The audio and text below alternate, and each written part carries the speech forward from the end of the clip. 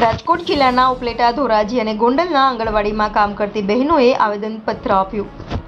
સંસદ સભ્ય મનસુખભાઈ માંડવિયાને ઉદ્દેશીને ધારાસભ્ય મહેન્દ્રભાઈ પાડલિયા અને ટીડીઓને આવેદનપત્ર આપ્યું. આંગણવાડી બહેનોએ જૂની પડતર માંગણીઓ ICDSએ કેન્દ્ર સરકારનો પ્રોજેક્ટ છે અને સરકારે 2018 પછી કોઈપણ પ્રકારનો પગાર વધારો જાહેર કરેલ નથી. બજેટમાં કોઈપણ પ્રકારની આશા વર્કરો અને આંગણવાડી બહેનો માટે કોઈપણ વધારો જાહેર કરેલ નથી.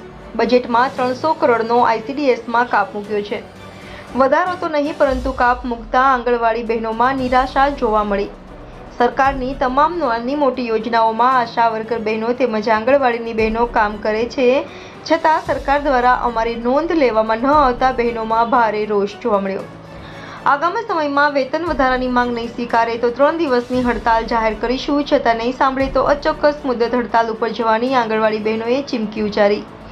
રિપોર્ટર જગમાલ સુવા, ઇન્ડિયા 24 ન્યૂઝ, ઉપલેટા.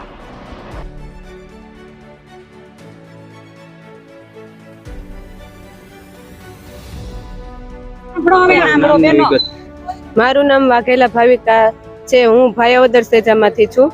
અમારી રજૂઆત એટલી છે કે તે અમને મસાલાના 5 મહિનાથી જમા નથી થયા અને તેલ મસાલાના જે કંઈ ખર્ચ આપે છે અમને મસાલા બિલ એ પણ પૂરતું આપતા નથી.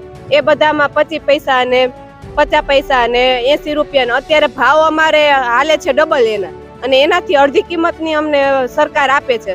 તો એમાં અમે કેમ પૂરું કરીએ? અત્યારે 10,000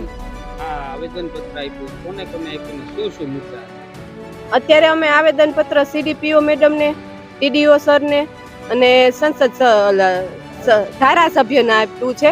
અમારા રજૂઆત એ જ છે કે અમને મસાલાના કરી દે, પછી અમારો પગાર ટાઈમસર કરે, અને મંગળ દિવસની જે ઉજવણી છે એના તો અમારે 2 વર્ષથી વધારે થઈ ગયું પણ હજી જમા જ નથી થયા. આ બધામાં એવું છે કે અમને પહેલા ગ્રાન્ટ આપે ને પછી અમારે ખરીદી કરવાની હોય, એની બદલે અમે અમારા ખુદના રોકી છીએ પણ મળતું નથી અમને કઈ વેતન નથી મળતું. તમે રજૂઆત ક્યાં કચેરીએ કરી? મંગળ દિવસના તો 2019 થી જમા જ નથી થયા અને 2021 થી જમા જ નથી થયા, અને મસાલાના છે એ 5 મહિનાના જમા નથી થયા. તમે ક્યાં રજૂઆત કરેલી છે? અત્યારે CDPO ને ઉપર PO મેડમ સુધી પણ કીધેલો. 9 તારીખે અમે જવાના છીએ અને મંગળ દિવસના છે એ 2 વર્ષ થયા નથી થયા. એ પણ અમે છે ને ઓગસ્ટ મહિનાથી અમે મંગળ દિવસ ખર્ચા વગરની ઉજવણી કરવાના છીએ. હવે શું માંગ છે? આ અમારું જે કઈ પણ જેટલું બાકી છે, મોબાઈલના છે, મસાલાના છે, ખાસ તો મસાલા બિલ અમારું 5 મહિનાથી જમા નથી થયું, એ અમને જલ્દી ટાઈમસર પૂરું કરી દે.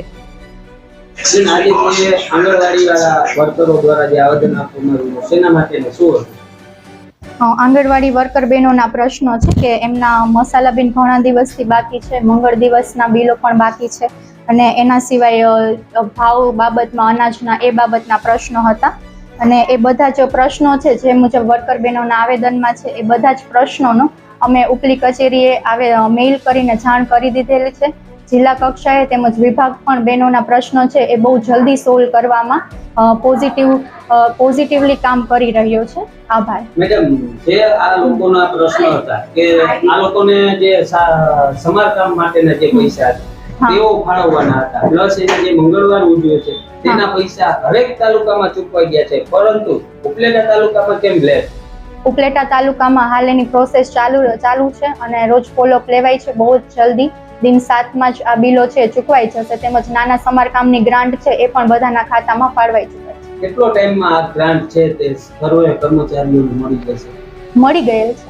તો જે મંગળવારના જે ઉજવવાના જે એ લોકોના જે પૈસા છે તે કેટલો ટાઈમમાં એ લોકોના અકાઉન્ટમાં પહોંચી જશે? ઓકે, જેની ગ્રાન્ટ આવી ગઈ છે બીજો ને ચોથો, એની ગ્રાન્ટ એ છે ટૂંક સમયમાં, અને બાકી જે રીતે વિભાગ બધા જિલ્લાઓને ગ્રાન્ટ ફાળવશે એ મુજબ પોઝિટિવલી બહુ જ જલ્દી બધાને ચૂકવી આપવામાં આવશે. અત્યારે હાલ જે ચોમાસાને લઈ અને જે આંગણવાડીઓની અંદરમાં જે પાણી ભરાવાના જે પ્રશ્નો છે એને લઈ તો બાળકોને ભણાવવા માટે કે અન્ય સ્થળે ક્યાંય કરવામાં આવે છે કે તેમાં વિભાગની સૂચના મુજબ હાલ ચોમાસાનો સમયગાળો હોય એ માટે જે કેન્દ્રો કે જ્યાં પાણીની સમસ્યા છે અથવા તો વિસ્તારમાં પાણીની સમસ્યા છે તો એવા કેન્દ્રો છે એને કોઈ સામુદાયિક સ્થળે શાળામાં અથવા તો ભાડામાં કેન્દ્રમાં બેસાડવાની વ્યવસ્થા કરેલ છે.